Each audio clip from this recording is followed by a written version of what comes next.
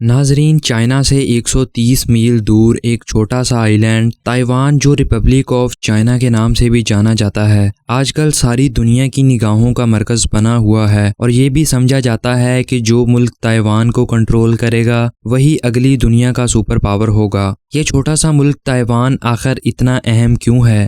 China کے ساتھ اس کی کیا چپکلش جاری ہے اور امریکہ اسے کیوں حاصل کرنا چاہتا ہے؟ آئیے جانتے ہیں۔ ناظرین، MDR وائس میں خوش آمدید۔ اگر ابھی تک آپ نے چینل کو سبسکرائب نہیں کیا تو سبسکرائب کر لیں اور بیل آئیکن کو پریس کر لیں تاکہ اس طرح کی انفارمیٹیو ویڈیوز آپ تک پہنچتی رہیں۔ ناظرین، تائیوان 2 کروڑ کی آبادی رکھنے والا ایک چھوٹا سا آئی لینڈ جو ہمیشہ سے ہی سیاسی تنازعوں اور جنگی حالات کا شکار رہا ہے۔ پہلے تو تائیوان پر ہزاروں سالوں تک چائنیز لیڈر کوئنگ ڈائنیسٹی کی حکومت رہی، لیکن 1895 میں جاپان نے چائنا پر حملہ کر کے کوریا اور تائیوان سمیت ایک بڑے علاقے پر قبضہ کر لیا اور وہاں پر اپنی حکومت قائم کی۔ ناظرین، تقریباً 50 سال تک یہاں جاپان کی حکومت رہی، اور اسی دوران چین میں کوئنگ ڈائنیسٹی کی وفات کے بعد 2 بڑی پارٹیاں قائم ہوئیں۔ ان میں سے ایک کمیونسٹ پارٹی جو عوام کی رائے سے دور محض سیاسی رہنماؤں کی مشاورت سے حکومت چلانا چاہتی تھی، اور اس کے برعکس نیشنلسٹ پارٹی عوام کی رائے کو مد نظر رکھتے ہوئے نظام کو قائم کرنے کی حامی تھی۔ دونوں پارٹیز کے درمیان شدید قسم کی چپکلش پیدا ہو چکی تھی۔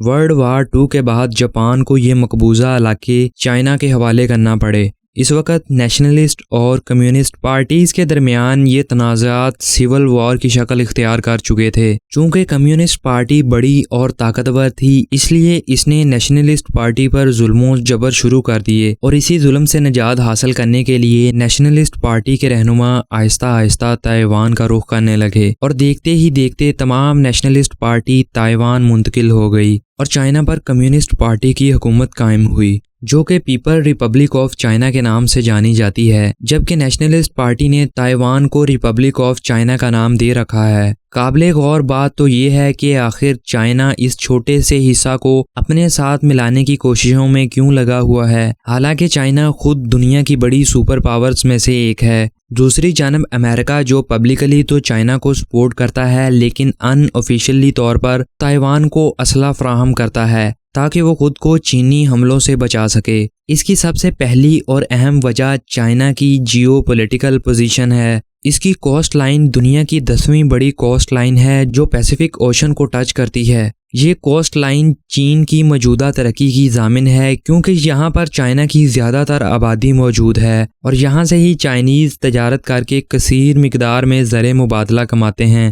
ناظرین، چین کی تجارت میں سب سے بڑا مسئلہ ریکو اور فلیپنس جیسے چھوٹے آئی لینڈ جو کہ امریکہ کے متحد ہیں، ان آئی لینڈز کے درمیان چوک پوائنٹس بنے ہوئے ہیں جہاں سے تجارت کے دوران چینی جہازوں کو گزرنا ہوتا ہے۔ چین کو اس بات کا خطرہ ہے کہ اگر امریکہ جنگی حالات میں یہ چوک پوائنٹس بند کروا دے تو چائنا کی اکانومی مکمل طور پر تباہ ہو جائے گی۔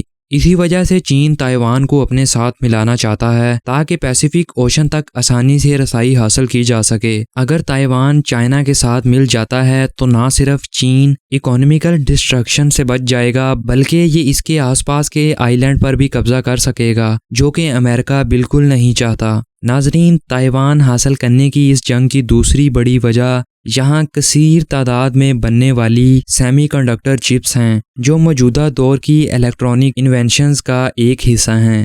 ناظرین، یہ چپس موبائلز، لیپ ٹاپ سے لے کر جدید جنگی ہتھیاروں کو بنانے میں ایک کی رول ادا کرتی ہیں۔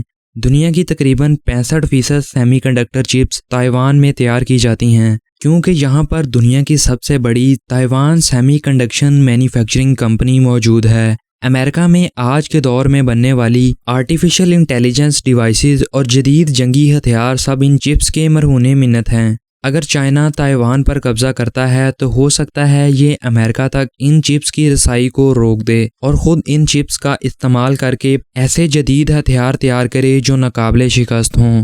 ناظرین، اس طرح چائنا یقینی طور پر سپر پاور ہوگا، لیکن تائیوان پر حملہ کرنے سے یہ بھی ہو سکتا ہے کہ وہاں پر سیمی کنڈکٹر چپس کی پروڈکشن روک دی جائے، جس سے چائنا اور امریکہ سمیت دنیا کے کئی ممالک کی اکانومی تباہ ہو جائے، اور ایسا معلوم ہوتا ہے کہ چائنا اس خطرے سے لا تعلق ہو کر جلد ہی تائیوان پر حملہ کرے گا، کیونکہ پچھلے دنوں چائنا نے تائیوان کے قریب سمندروں میں جنگی مشقیں شروع کر دیں اور چائنا نے کثیر تعداد میں اپنی ملٹری شپس کو ان سمندروں میں اتارا۔ اور ایسا نہیں ہے کہ یہ بات صرف جنگی مشقوں تک محدود رہی، بلکہ ان ملٹری شپس نے ایسے میزائل بھی فائر کیے جو تائیوان کی ساحلی حدود میں گرے، لیکن وہاں پر آبادی نہ ہونے کی وجہ سے کوئی جانی نقصان کا سامنا نہیں کرنا پڑا۔ لیکن ناظرین، چائنا کی ان مشقوں سے تائیوان کو جو تجارتی نقصان ہوا اس کا اندازہ کرنا بھی مشکل ہے، کیونکہ ان دنوں میں ٹریڈ شپس کی آمد و رفت بالکل بند ہو چکی تھی، جس کی وجہ سے تائیوان کو ملینز ڈالر کا نقصان اٹھانا پڑا۔